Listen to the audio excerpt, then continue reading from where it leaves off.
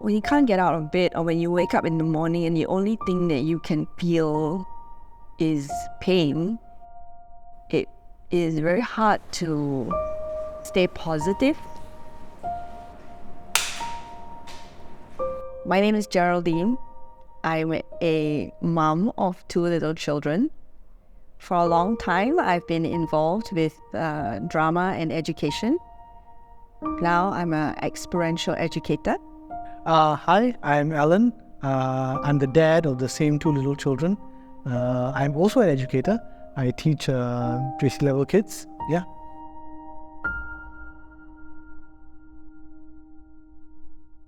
So I first discovered I had psoriasis when I noticed some discoloration on my nails.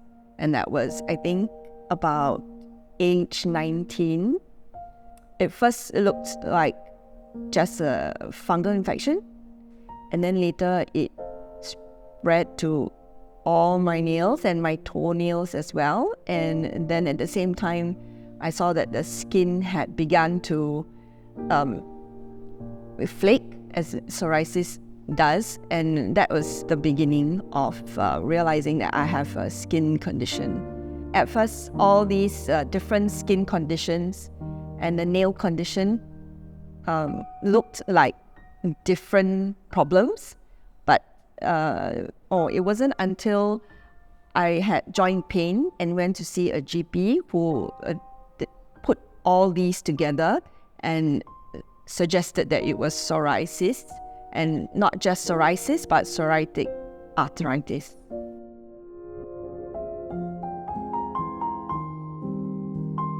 I guess to make it really simple is that psoriasis is similar to eczema, but it is different. But the kind of skin condition where you can feel very itchy, it will get very red, very hot, and it's continuous overactivity of the skin in a certain spot. The skin will be overactive, so it will flake, and if it is in any way agitated, it can bleed also. So some of us who have psoriasis may also get arthritis. So the inflammation will move into our joints, or it will appear in our joints as well. So it was a bit complicated for me because in my family history, we have gout. So at first, some of these joint pain, the doctor diagnosed as I was manifesting gout. So there was a particular prescription and medication to help the gout inflammation.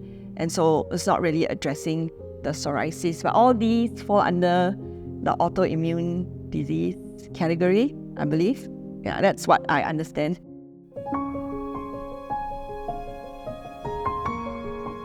We got married in 2014. So in my 30s. Late 30s already, right? Late 30s. But we have been friends for a long time, so I think he was already aware of my struggles. A little bit, but not very much.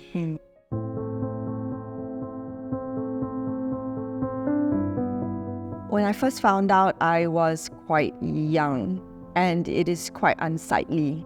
And I was working with a group of children, and the reaction from the children are always very honest. And so it really hit home when one of the kids actually saw my hands, and he yelped and ran away from me and said, "Oh, very frightening, her hands, and he doesn't want to come near me."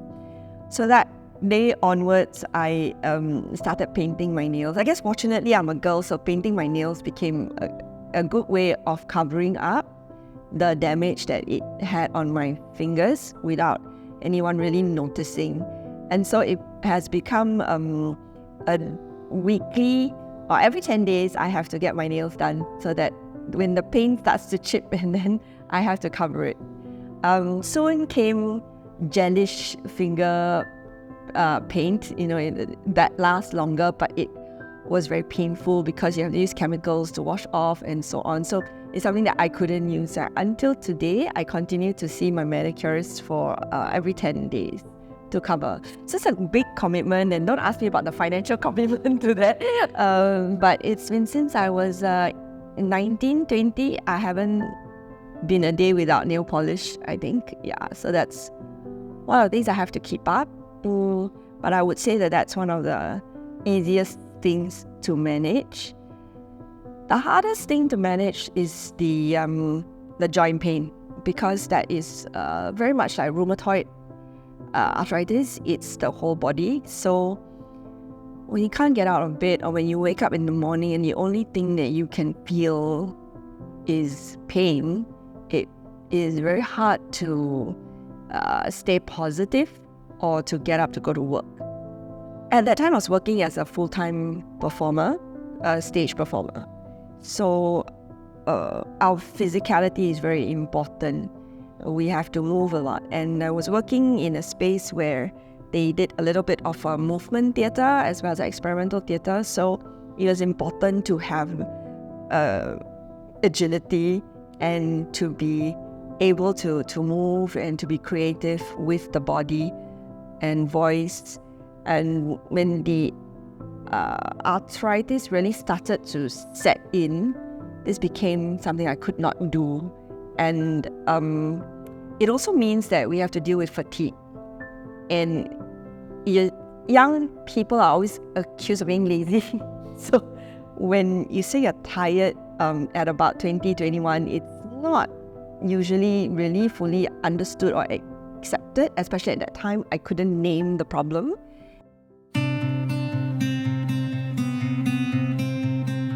My psoriasis hits the hairline, so it goes around the hair and around the ears, and it flakes.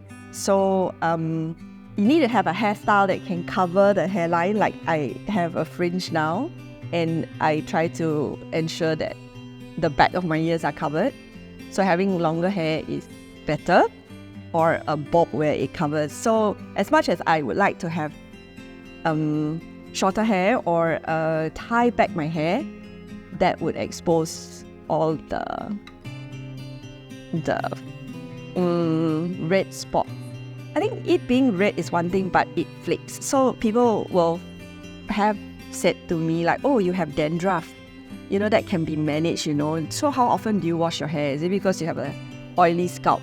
So it's very awkward sometimes. And if you work in creative circles, you know, this is also something that is, not very comfortable. And when I work with young people are so honest and open. They will ask and they will comment. I mean, I guess it's a hygiene thing, right? So I cannot wear black. Because it will pick up the flake. So this is the early stages, in those early years where the pain was unmanaged and I couldn't fix it. And then it was going to the doctor for painkillers. At some point, the very medication that I'm taking from the doctor was recalled because it increased heart failure by 70%. So the drug became a problem, and I couldn't imagine my life without the drug. And it was just, everything just went haywire, and it was really a turning point.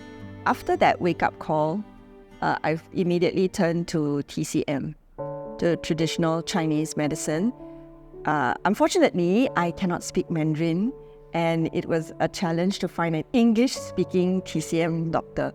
And I found one, and she was very good. She is actually also a lecturer, so her language was quite strong. So I started with TCM first, and she began with talking to me about my diet.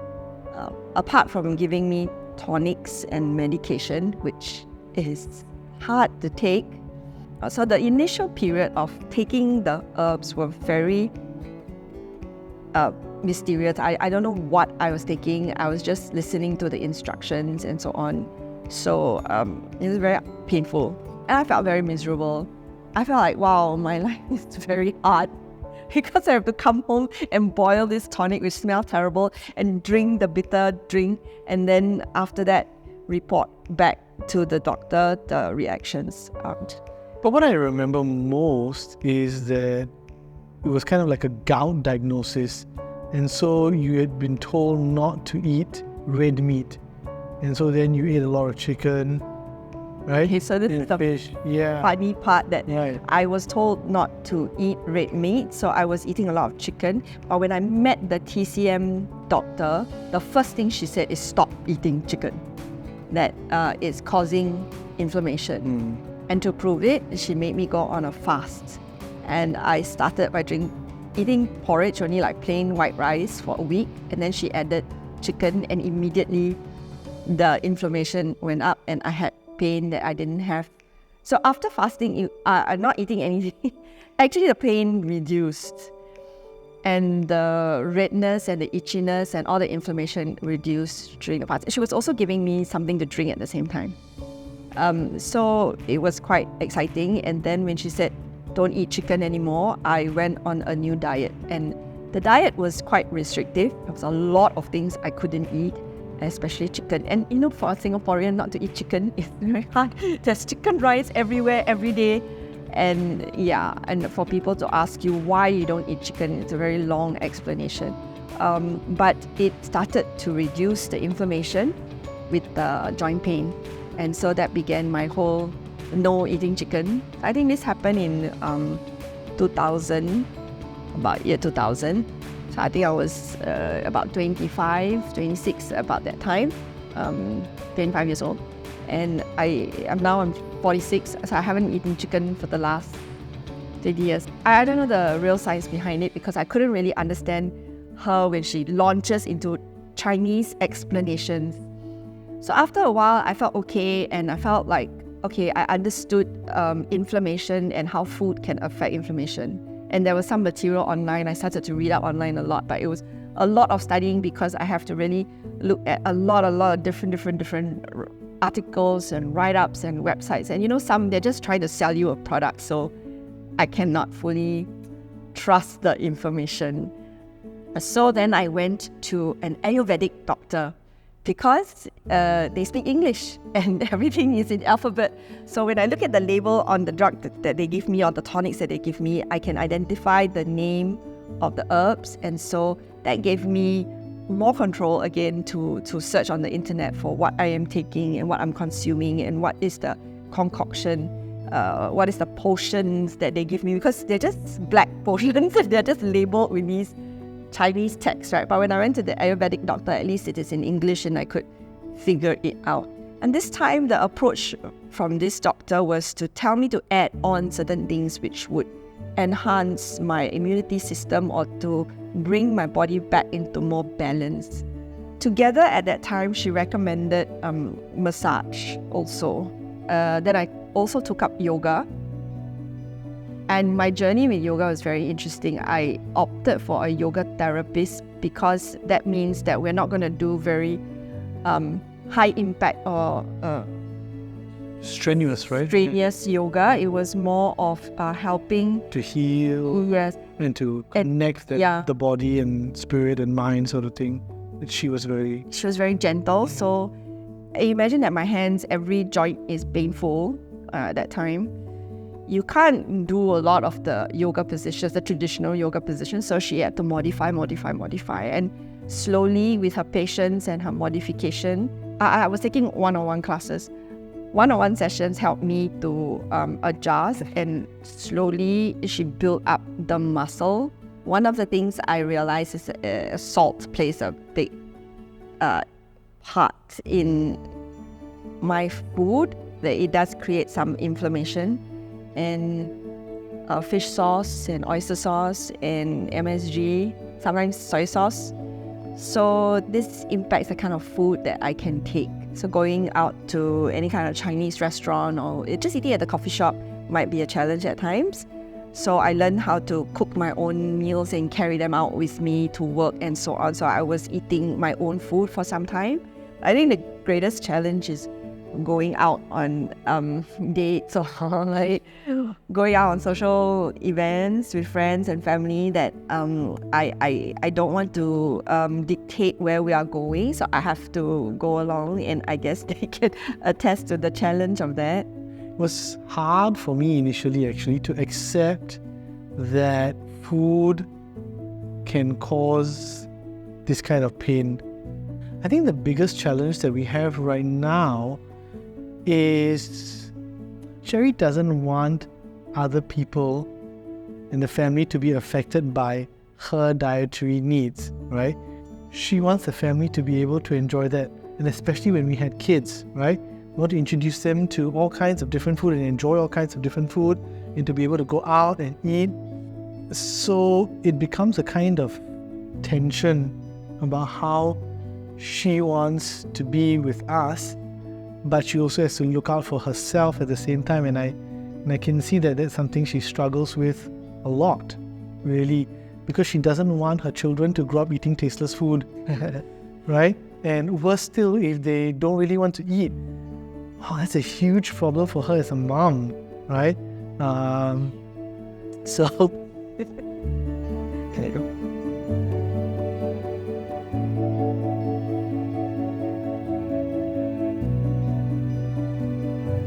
Jerry has been incredibly brave and strong in trying to maintain her health, and I've observed her really trying to take really, really good care of herself. She's got an enormous amount of self-discipline. Usually I'm the devil. Hey, want to go bakute? Well, I mean, our whole dating life was like going out for supper. At that point, your health wasn't being affected that much, and so you were in a good place. I mean, it comes and goes, right? The inflammation. Then the doctor said, because happy, so don't have stress, can eat all kinds of things. No, but I was still quite careful. It wasn't You were very careful, everything. Yeah. But that was when I stopped even taking the painkillers because the pain management was so good with just food alone. Our newest helper, she's been really, really good, and she's managed to work with us. We have a system now where some of the not so good ingredients are not included until later. So there's a separate portion of stir-fried vegetables, one portion with soy and another portion without for the rest of the family. So we're trying to find mechanisms like this to help our family. Also, I didn't have to take any more tonics after I managed it with diet. So it was just food alone that was controlling the pain. So that was really fantastic. And it was really, really good. I mean, that first year, right after, I gave myself a goal to build up muscle strength. And we went on a holiday to Greece and I climbed a mountain. Before that, I cannot even walk from my bedroom to the front door. And I couldn't open bottle caps. I cannot write because it's painful all the way. Like the wrist is inflamed, the fingers are inflamed. But the inflammation had gone down, the pain had gone, and I was so motivated, so I continued. And then the exercise with the yoga built up strength enough for me to climb Mount Olympus. So that was very exciting. It was a goal that I set for myself. And my yoga teacher also, we both knew it was going to be a life-changing moment. And so, that was a thing. So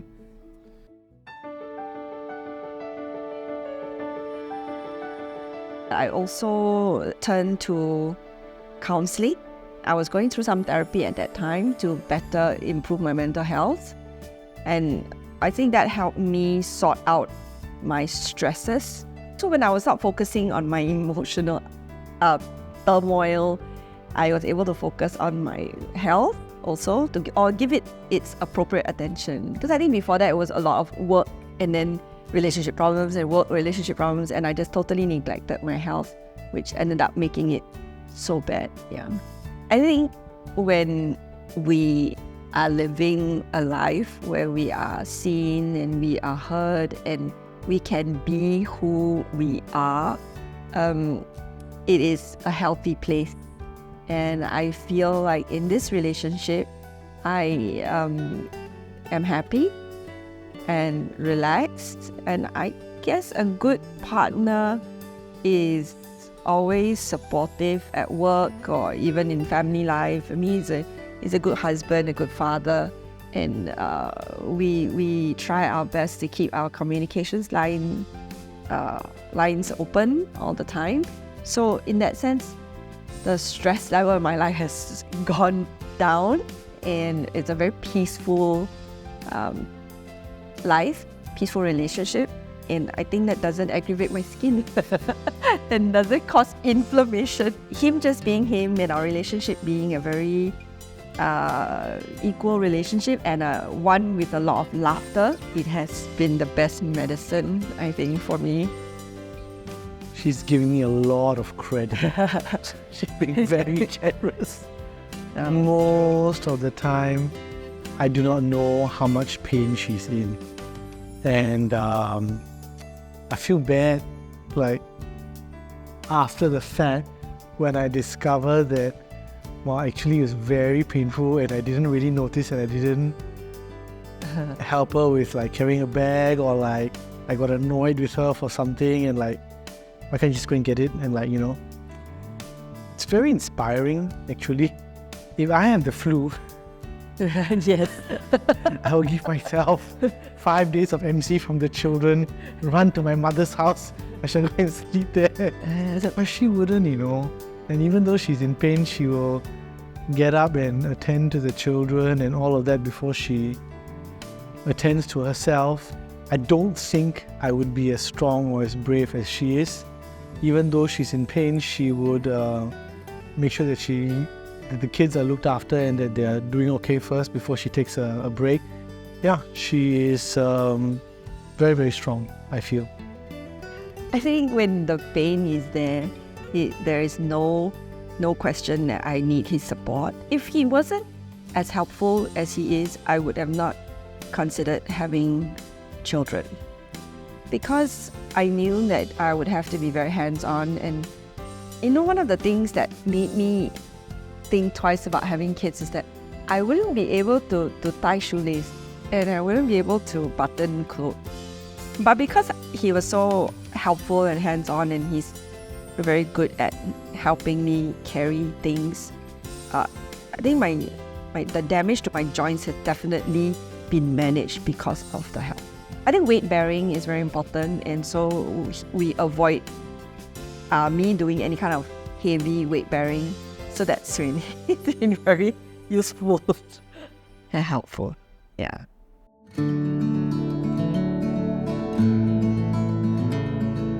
The prescription creams were really good, but when I stopped seeing the doctor, I no longer had the privilege of the prescription creams.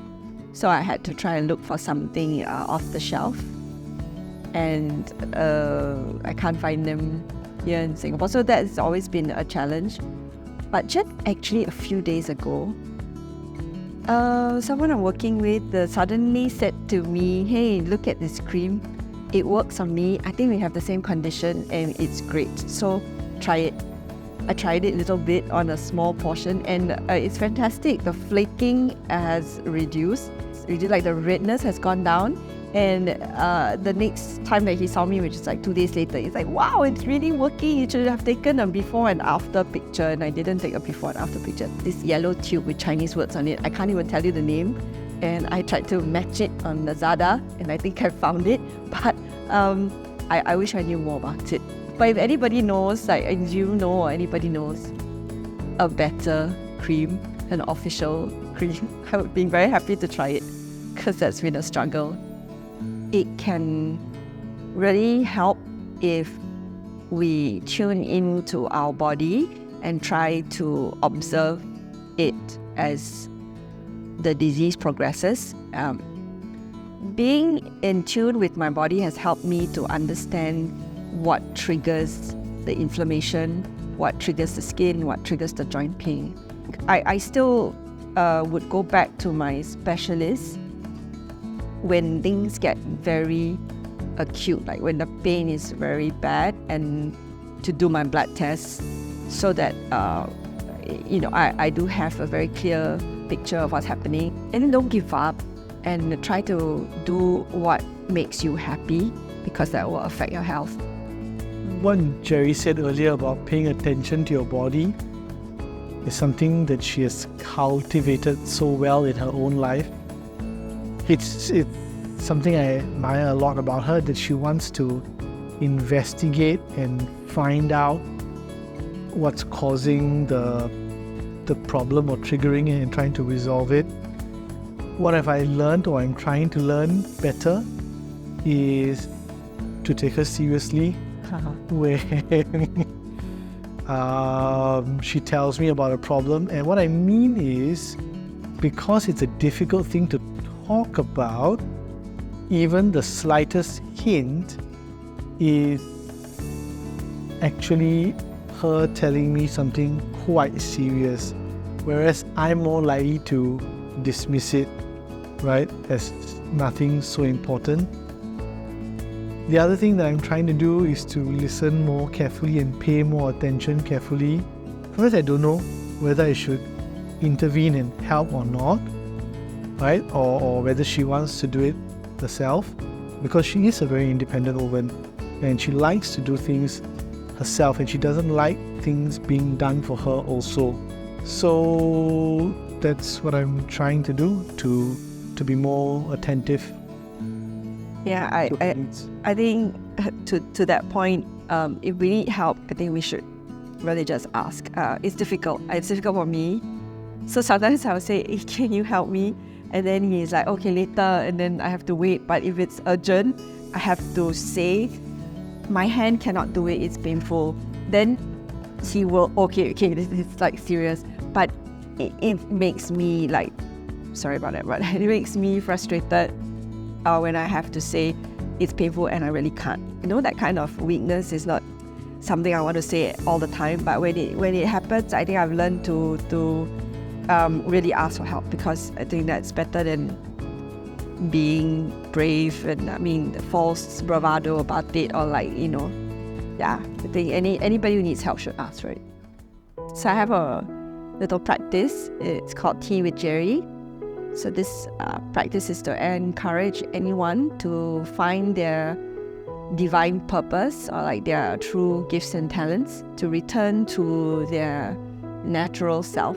And that requires some attention and some belief that we are not broken. I think very often we have grown up being told what are the best jobs to take on, what is going to pay us a decent salary, and we adopt a lot of other people's dreams and not our own.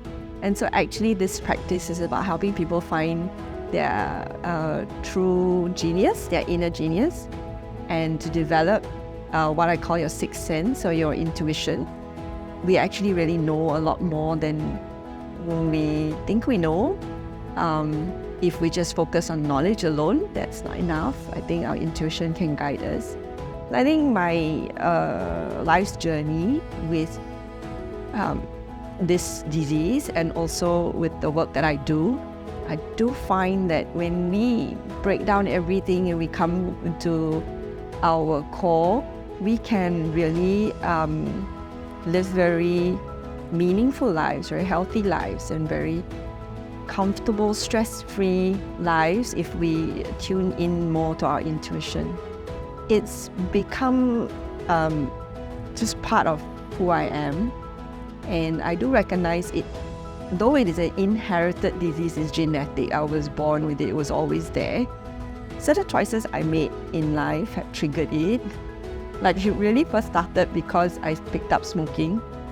I stopped, also I quit, but that was many years later as well. Then so it's the choices that we make that might take us on a unhealthy path, and the choices that we make that can really make us live a very a happy life, because we are true to ourselves. So our emotional well-being, our internal well-being, our mental well-being, and our physical well-being is all truly connected, and we must constantly take care of all of these aspects to be integrated and to be healthy. It's tough, but it is a journey that we all can take. So if you're interested to have a conversation about your purpose in life, and also how to develop your intuition or to listen to yourself better in our city, you can reach out to me at teawithjerry.com. teawithjerry.com. See you there.